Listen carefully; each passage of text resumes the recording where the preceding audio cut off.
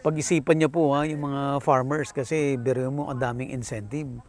No, nasa nursery pa lang, meron na, tumubo lang, meron na, tapos pag ready to transplant, meron ka pa ulit. Pag tinanim mo na sa farm mo, libre na yon, no? At nabuhay mo, meron na naman. Yun, bibilangin ulit yun, may incentive ka pa. So pag namunga na, yun na yung reward mo talaga sa iyo lahat yun. Gusto mo bang matuto ng agribusiness, crops, livestock and poultry, aquaculture, at ma-inspire sa mga success stories? Agribusiness How It Works. As a YouTube channel, Agribusiness features entrepreneurs, farmers, organizations, OFWs, investors. However, beyond our usual content and official endorsements, Agribusiness does not engage in other business dealings with them. While our viewers and featured individuals and entities may choose to pursue business deals with each other on their own, we encourage them to be cautious in doing so.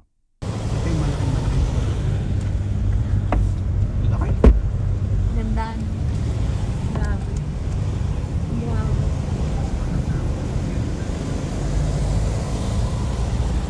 Parang hawak niya yung bridge. Ang ganda dito na yung papunta. Actually, kung i-promote lang nila ito, magandang tourist spot to eh. Parang nagbago yung tindahan mo. Hindi ba? Ay, abang ka sir. Baka sarado yata nung kayo pumunta. Oo. Last time. Good morning po. Chen, si sir. Morning pa. Sir Buddy, Sir Warren. Hello po. Yung ano mo sa Facebook? Apo. Si Sir Buddy. Hello po. Kita ka sir. Naganda ka pa. Hello. Hello po.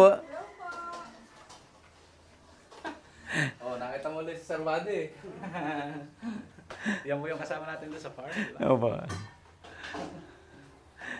Ay, hello po. Nakabalik po kami. Siya na po. Nako. Parang mas matagal sa Sabi ko akin. sana mahinog. Wow. Ilang taong ba ang COS, Toy? Nasa 10. Biro niya sa 10 years. 10 years bago ka na regular. Hindi counted yon sa civil service. Hindi po eh. Dahil na yun sir, nung pumunta ka. Sa totoo lang, ako nagpa-planong Umayaw na. Ay sir, dumating naman. Saka ko na regular. So kailan ka lang na regular? Nung nag-uusap tayo, hindi pa? Di pa. Di pa na. Na-regular ka na nun, wala pa isang linggo. Ah, wala pa sir. Kaya nga kinakabahan ako sa iyo. Sir, nung pala. Oh. 21 years old sa agriculture ako. Patanim ako maraming sili, labanos, tsaka bumiyahe ako. Wala pang nabiyahe nun, nataga rito sir, sa Tanay. Ikaw pa lang. Ako pa lang. Ayun, wala nun. Ano pong nangyari? Kumbaga, may di-deliver kami. Kaya lang, hindi kami consistent kasi kung kailan lang kami may halaman. Ayun lang. Oo. Dapat consistent ka dyan. Pero wala naman dito magtatanim nung time na yun halos sir. Ang mga tao dito ay puro pang ano lang, pang kanya-kanya lang na konsumo. Hindi pa mulat. Hindi pa mulat. Ngayon Ayun. ba, marami nang Yun ngayon sir naman. Medyo, Dumami na. Dumami na po. Tapos, So madami rin nagtatanim ng pinya rito? dati sir. Pero ngayon meron pa, pero hindi ganun karami. Dahil? Umalis sila sa Dole. May kontrata sila dati sa Dole. Yung isang Yung cooperative. dole ang nagpapatanim dito? Oo, dati. Nakakontrata sila. Ay, matagal ng panahon yun, sir. Umalis si dole. Inayawan nila yung ano, yung nahihirapan sila. Pag malaki, pag maliit, yung sizing. Ayun, hanggang sa natigil sila. Pero yung taga rito ang nagturo sa taga Pililya, sir. Kung bakit nagkaroon ng pinya sa Pililya. Madaming pinya sa Pililya ngayon. Oo, dahil. Ang dami na parang Tagaytay na nga. Oo. Dun sa mga... Parang Tagaytay na ngayon.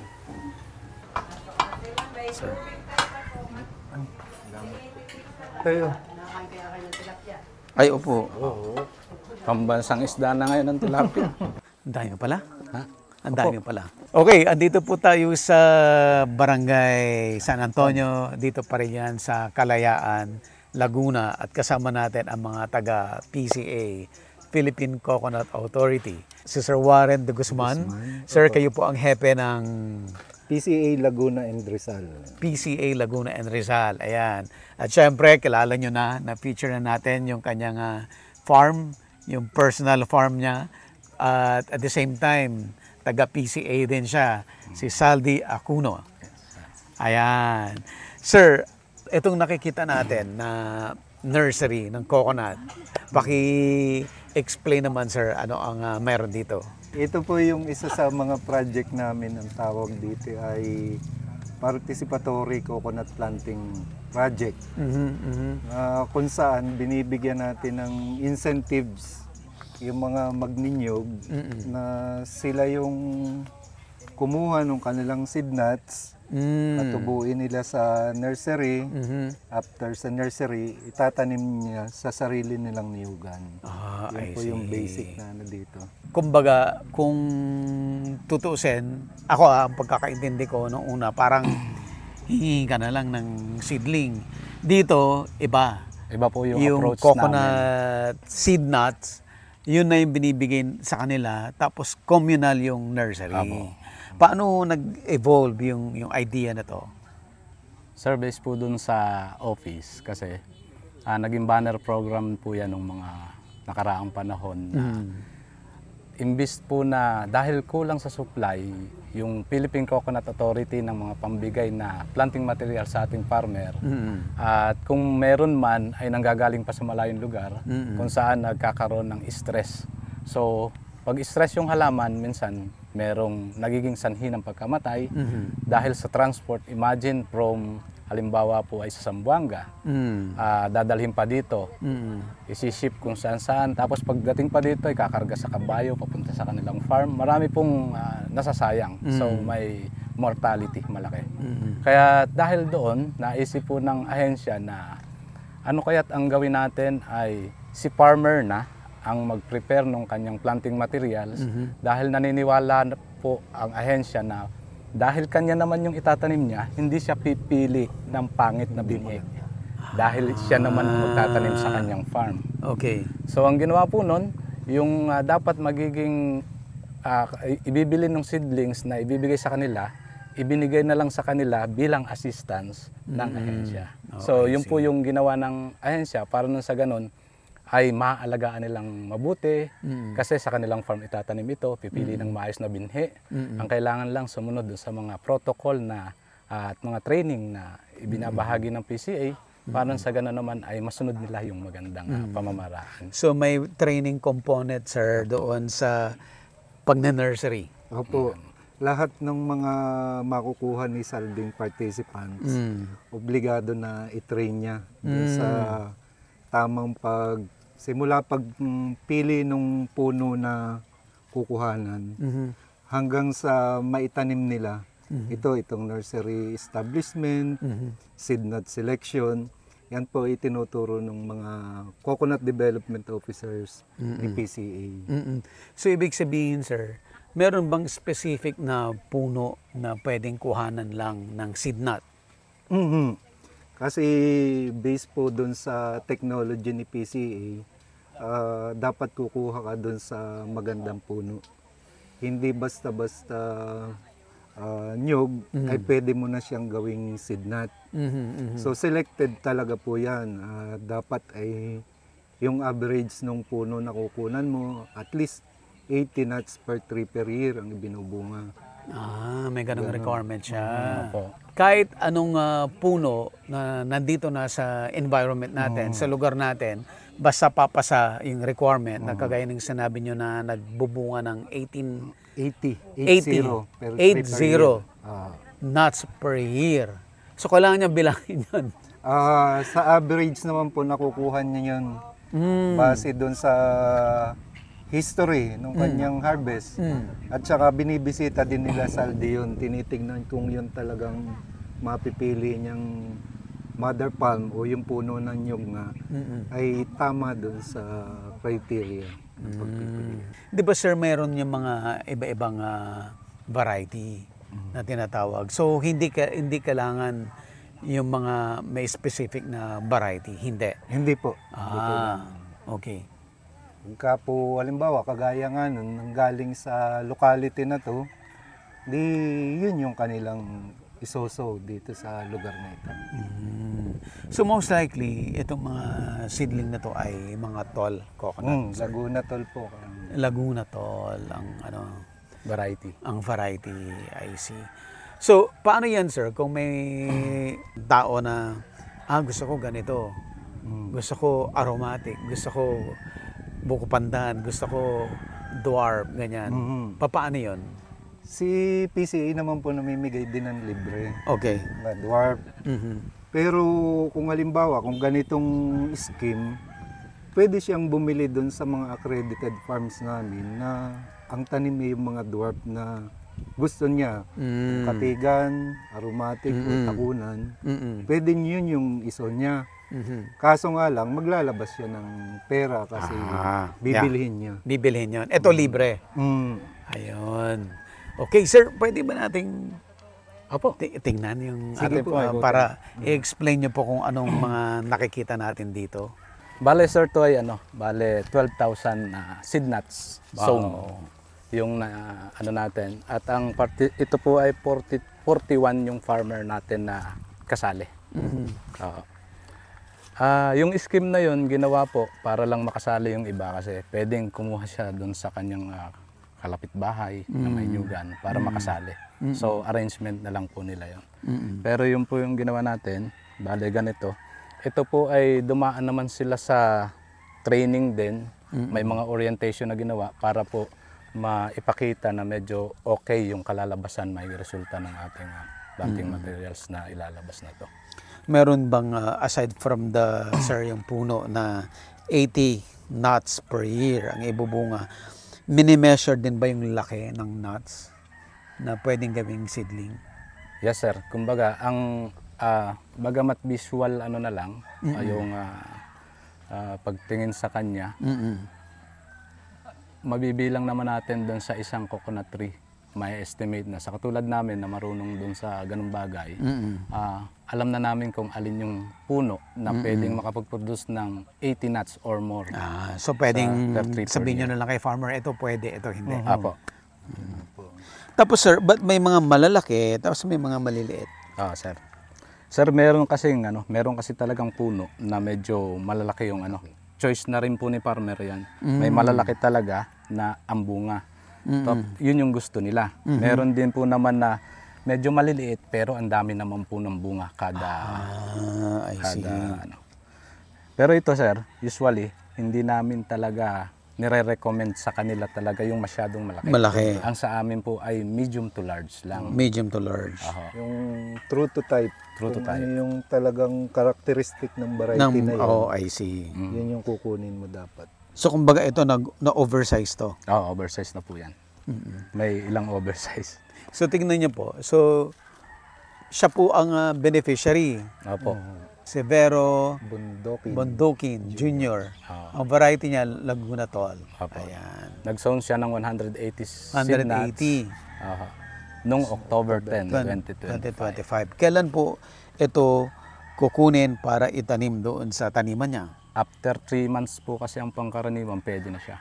Basta po nag-range yung kanyang Yung dahon niya. Yung dahon niya, Hanggang dito. Pwede. Pwede na. At least mag 2 feet man lang po sana. October, wala pang isang buwan pa lang yan, mahigit.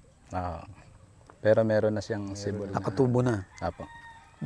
Usually, ang gagawin dito sir, halos sabay-sabay din dapat silang magtatanim para pag alis dito nung seed nuts natin, medyo malilinis na itong lugar. Then kung ano man yung planong ilagay ulit, kasi nag-a-apply sila sir na maging seed nut supplier ng Philippine Coconut Authority. I see. Kasi isang organization to na yan sila yung mga membro para at least magkaroon ng maging value, yung mas mataas yung presyo kung may bebenta natin ng seedling sir. Kasi sir, possible lang maging mabenta namin kung kami accredited pwedeng 75 pesos per piece. per piece. Mababa na po yun. Benta Kumbaga, yan sa PCA. Oho. Usually sir, meron kasing program ang ahensya na bibilhin ni ahensya ng 95 pesos kung di ako nagkakamali sir. 95. 95 pesos per piece doon sa organization. Kaya yun po yung malaking pagkakataon. Kaya ito po yung practice na po nung Diretso na. grupo. Parang sa ganun, alam na nila yung susunod kung sasakaling maging seedling supplier sila. Sir, bali, ilan na po ang naging ganito, yung nursery na participatory coconut planting project. Ilan na po yung ganito natin? Dito po sa Laguna, halos nasa 10 bayan na po ang mayroong ganito. Kasi bawat bayan sila may target eh. Sila Saldi. So either gawin nilang communal sa isang lugar para may ease din sa kanilang monitoring. Dati po kasi per farm talaga na nakasow yung bawat So isang tao pupuntahan mo sa kanilang farm. Mahirap yung monitoring. Oo. Pero ngayon nakaganito na. Kasi yan every stages may incentive siya. Like ano pa yung mga incentive, sir? Pag soka, halimbawa, per piece, may incentive ka kay PCA na 25 pesos. Yung naisaw mo pa lang. Naisaw mo pa lang yun? Oo. Okay. Tapos, pag yung sinasabi kanina ni Saldi na 1 to 2 feet tall na, 25 pesos ulit. Ulit? Oo. Tapos, di tatanim mo sa nyugan mo. Pagka siya ay nag-stabilize na, yung buhay na siya, 45 pesos naman yung incentive. Imagine that. Bali, 40. Bali, 95 pesos din yung Parang sinabi mo, magtanim ka at magkakapera ka na. Kaya marami talagang sumasali sa ganito, sir. Itong project na to, sir, ng PCA nationwide to. Okay, gaano na ho kadami yung naitanim natin ng mga bagong coconut? So far, kailan po nag-start ang project? Nag-start siya noong siguro 2009. Na nung panahong yun, kami sa Region 4A, Opo. naka 1 million kami ng pagpapatanim. Okay. Ngayon dito pa lang sa atin sa Laguna at saka sa Rizal, ang target natin nasa around 200,000 ngayong taon pa lang. Gaano ba kalaki ang target na kailangan yung i-comply? Based po sa directive ng ating Pangulo, 100 million coconut trees dapat. Nakailang milyon na tayo? Dito po sa atin sa 4A, simula nung mag-start yung administration, parang nasa kulang-kulang 3M pa lang. 3M pa lang? So buong Pilipinas? Kailangan naman siya. Buong Pilipinas naman yung 100. 100. Hanggang So sobrang 2028. dami pa, sir, kailangan. Hanggang 2028, sir. Diba? Pag-isipan niyo po yung mga farmers kasi biro mo ang daming incentive. No, nasa nursery pa lang, meron na, tumubo lang, meron na, tapos pag ready to transplant, meron ka pa ulit. Pag tinanim mo na sa farm mo, biro mo libre na 'yon, no? At nabuhay mo, meron na naman. 'Yun, bibilangin ulit 'yun, may incentive ka pa. So pag namunga na, 'yun na yung reward mo talaga sa iyo lahat 'yon. Bale sir, dun sa bayan na hawak ko, bale 3 po yung ganito. 4 yung bayan pero 3 lang yung ganito. Kasi yung Paite po medyo underdevelopment yung bayan na yun. Kaya hindi muna natin nalagyan. Paano naman yung iba na gustong magkaroon ng coconut pero hindi siya kasama sa program na to? Yung usual po namin na project, yung libreng pananim na binibigay ni PCA, yun po yung either ibid namin sa supplier o doon sa community, sa kooperatiba na kagaya nitong kay Saldi. Na pwede na kaming directly mag-purchase sa kanila based doon sa ating gawin. So itong grupong to, halimbawa, posibleng magtanim sila ng mas marami doon sa kailangan nila. Then bibilhin yun ng PCA para yun naman ang ipamigay. Or private sector. May mga private sector din na nagaganito. Na pwede rin bilhin ni PCA. Pwede rin. Ganda. Gaya nito, nakakatuwa kasi yung itinuturo talaga namin, dapat siya naka-slant. Kita nyo, oh. Sige nga sir, discuss nga natin, ano ba yung paano mag-establish ng nursery? Sir, may mga certain requirement tayo dyan. Number 1 ay yung site location. Okay. Dapat ay hindi siya binabaha. Mhm. May possible source ng tubig in case Okay. na tag-init. Tag-init. And then, hindi lang nagagawan to sir kasi usually dapat meron din siyang fence para dun sa mga stray animals kung sasakaling may maninira. Pero sa ganito naman lugar sir, hindi naman halos at wala naman. Oo. Kasi meron naman tayong bantay dito may nagbabantay dito naka-assign sa kanila na responsible doon. Then sir, siyempre, pagdating na dito sa mismong nakapili ka na ng site location na maayos, ay papaano naman yung land preparation Okay. na katulad ng ginawa nito. Kasi nung panahon ng tag-ulan, hindi pwede sir na hindi mo itataas ng konti yan. May daan siya ng tubig. So nagkaroon ka ng kanal. Itong kanal ay 1 meter? Almost siguro sir. Almost 1 meter. 1 meter nga po pala. 1 meter. Pero yung bed, Yung bed po nito kasi ay naka-base doon sa kung ilan yung seedlings kasi 10 10 dapat po. 10 po yung seed nuts 10 yung isang line, Apo. 10 seed nuts sa isang line. So kung ano yung number dito, yun din ang number doon sa dulo. Yes sir. So count mo na kaagad, mabilis kung ilan yung nakatanim. Bakit nakatagilid na ganun? Medyo naka-slide siya. May mga technology kasi sir, iba-iba. Merong nakatayo, may naka-slide. Pero yung nire-recommend ng ahensya, ng PCA, ay yung naka-slide Medyo na naka-slide. ganyan. Kasi pag naka-slide na ganyan sir, mas maganda siya talaga yung roots niya. Pagka nag-stabilize dun sa soil, mas matibay siya bagay dumating yung panahon ng may bagyo. So yun po yung isang nakikita. Saan po napupunta yung roots nito? Pailalim po. Dito rin po. Sir, Dito, lumalabas yan dito. doon talaga. Pwede naman natin sir sample para ano. Hindi mamamatay? Hindi na. Wala pa sir. Wala pa. Ibig sabihin nasa loob pa siya. Pero merong gano'n na meron. Ayan. Bago pa lang po. Yun. Bago pa lang po yung ugat niya. After a month, Malaki na yan. marami na po pati siya. Balik natin. Hindi masasaktan yung plant pag nag-decide ka na tanggalin siya kasi may mga ugat na. May ganun din sir, kaya lang usually bagay tinanggal natin yan dapat ay itatanim na rin natin doon sa ating Agad. farm. Kaya po ganito yung approach natin. Tsaka doon sa ginagawang to sir, yan kasi ay may mga tampok pa sir, yung ganito. Pinapatanggal namin siya. Ito yung nakadikit dito sir.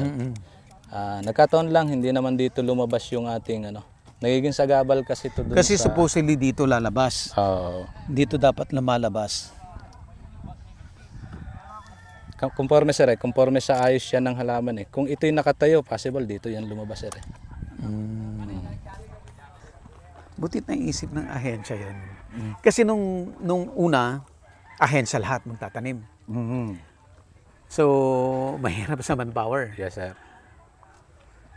Ito, nung una, mahirap yung ganito, sir. Kasi hindi mo alam kung makakakuha ka ng participants. Pero nung masubukan na, nangyari na yung ganito na kahit pa paano, nagkaroon pa silang incentive. Kasi sir, automatic, meron na silang pangpahawan. Kasi nakaproseso na sir ang document nito, dapat ma-release na yung kanilang assistance, bibigay sa kanila. Pag naibigay natin sa kanila, pwede na silang magpahawan, then itatanim na nila yan. Okay.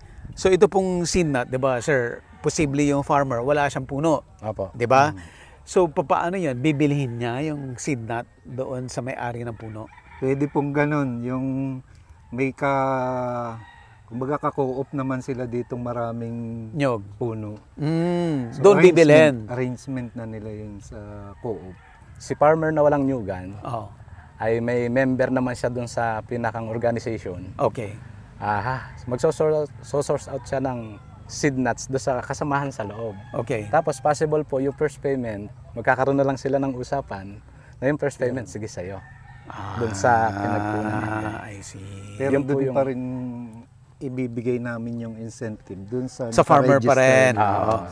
So halimbawa, yung unang nabigay sa akin na incentive nung nag-nursery ako, posibleng ibigay ko na lang kay may-ari ng seed nut. Pwede ganun yung gawin.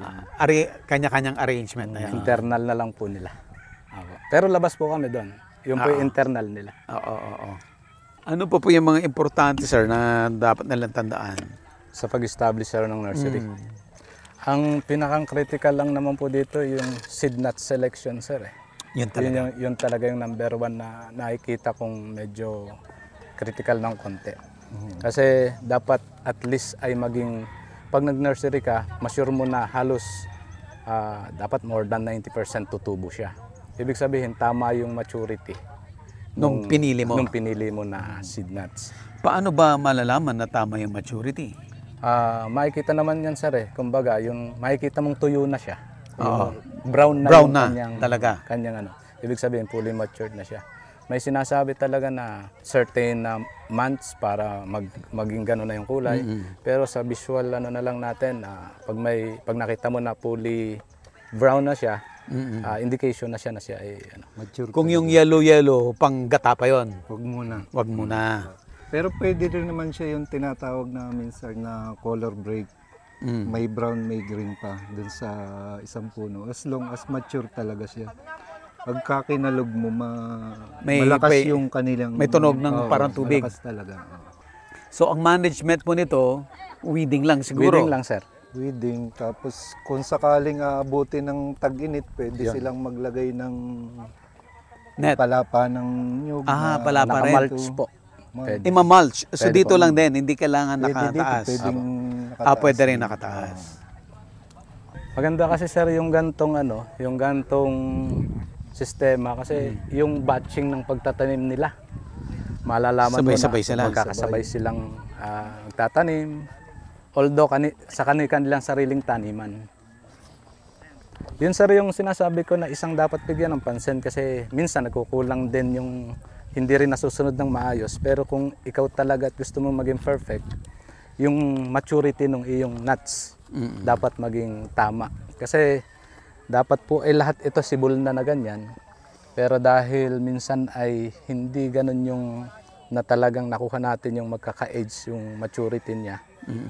Although siya ay sisibol din, pero may nauna. Medyo may nauna, may nahuli. Yun po yung nakikita. Pero yun yung isang pinaka-critical lang sir na nakikita ko. Gandang tanghali po. Former konsehal, former vice mayor. Apo. Kasi din doon kayo kanina doon. Ayaw na. Asan na yung mga fertilizer nyo? Nasa bahay na po.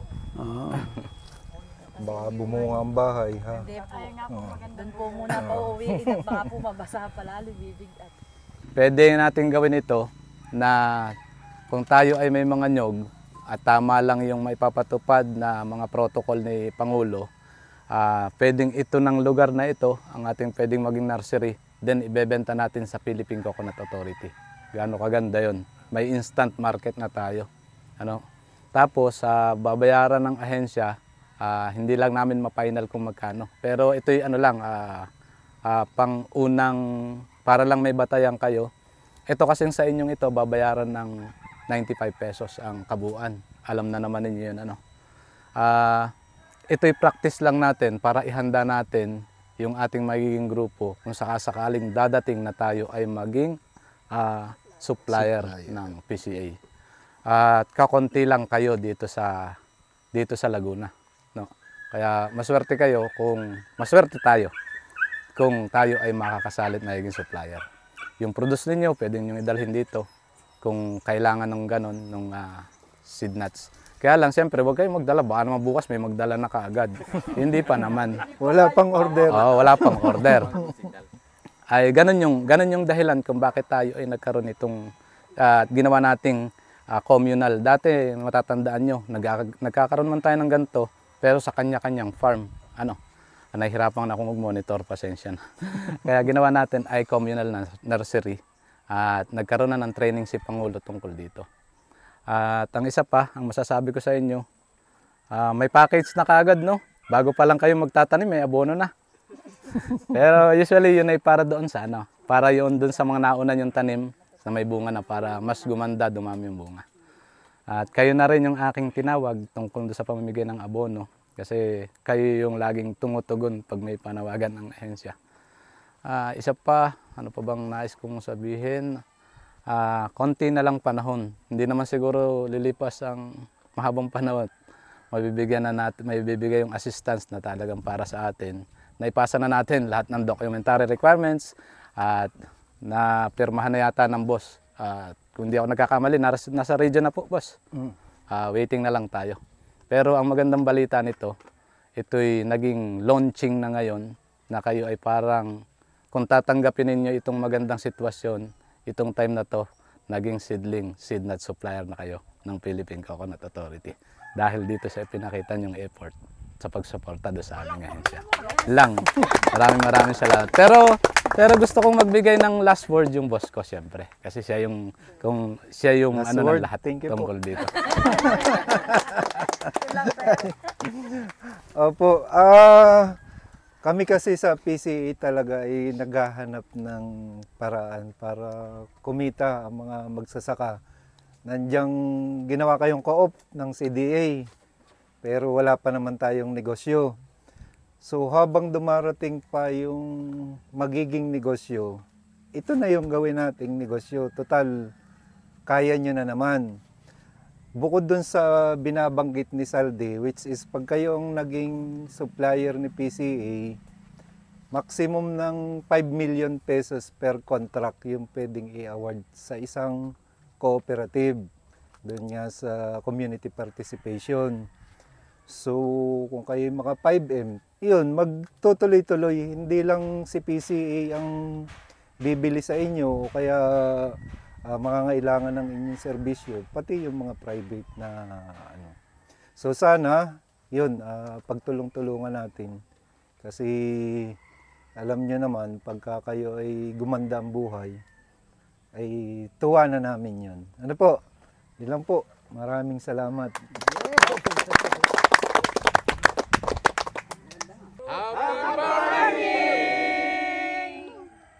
So kasama naman natin ngayon ang Pangulo ng grupo, si Sir Albino Balbin.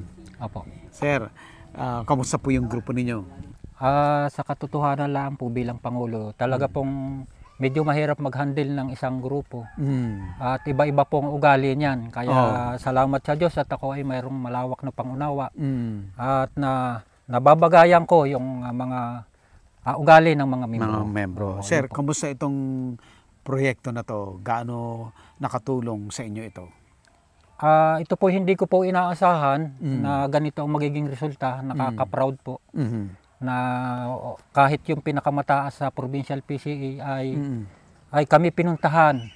Isa pong malaking karangalan ito na sa kabila ng aming kaliitan ay kami binigyan ng halaga ng isang namumuno sa isang ahensya ng ating pamahalaan, provincial PCA. Ano po, nakakatuwa po.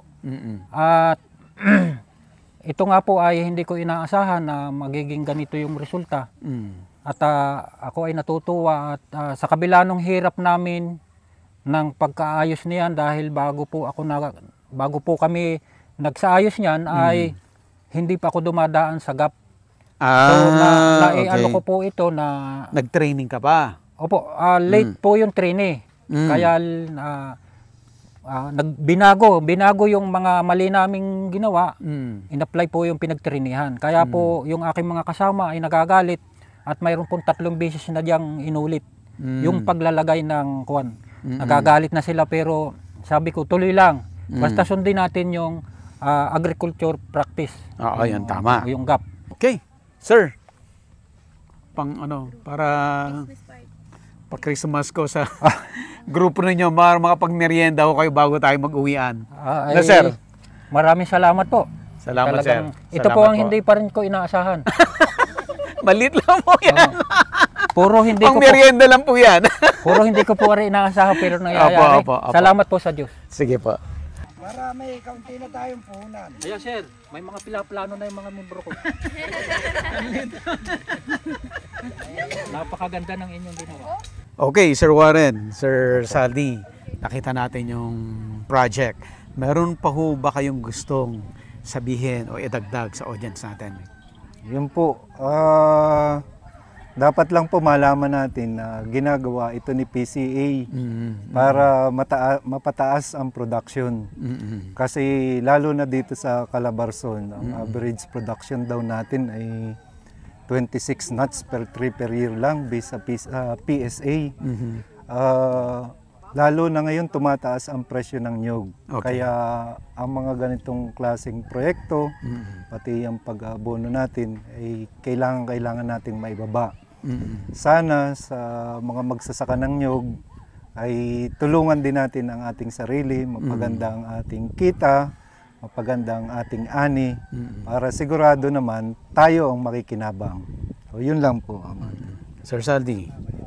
So yun po, tungkol po doon sa proyekto ng Philippine Coconut Authority, ito po yung nangyari lamang dito sa bayan ng Kalayaan. Marami pa rin pong bayan na pwede tayong gumawa ng ganitong proyekto. At kung ano pa yung mai-picture ni Sir Buddy patungkol dito, sana po wag kayong mag-atubili. Nariyan lang po ang Philippine Coconut Authority at handa pong maglingkod sa inyo. Maraming salamat po and happy farming. Ayan. So napakalaki pa po nung opportunity kasi napakalaki yung kailangan ng gobyerno na punan, no? Yung target na 10 million? 100 million sa buong Pilipinas. Grabe, 100 million trees ang kailangang itanim. So, etong nagagawa, yung nakikita natin ngayon ay parang kapiranggot pa lang, sir, no? So, napakadami pang pwedeng grupo na pwedeng mag-avail ng ganitong proyekto sa PCA. Yung pinaka Facebook page po ng Laguna Rizal, sir. Philippine Coconut Authority, Laguna and Rizal. Medyo mahaba-haba po ang aming FB page. Ayan. So, lahat po ng interested, ang laki pa po ng opportunity na pwede nyong salihan dito. Saldi, thank you so much. Nakabalik kami ulit dito, sir, sa Kalayaan. Naalala nyo si Sir Saldi, yung magaling na nagtatanim ng lakatan. Ayan. So, bukod sa business, napakasipag. Bukod sa business, ang sipag-sipag pa, no? Nagagampanan ng role niya dito sa PCA, sir. Kita naman, kita nyo, ang mga clients niya talagang kilalang-kilala siya at sumusunod sa kanya. Okay, thank you so much. Salamat Sir, po. Sir, thank you, thank you. Thank you, sir. Thank you. Agribusiness, how it works. Instruct, inspire, succeed.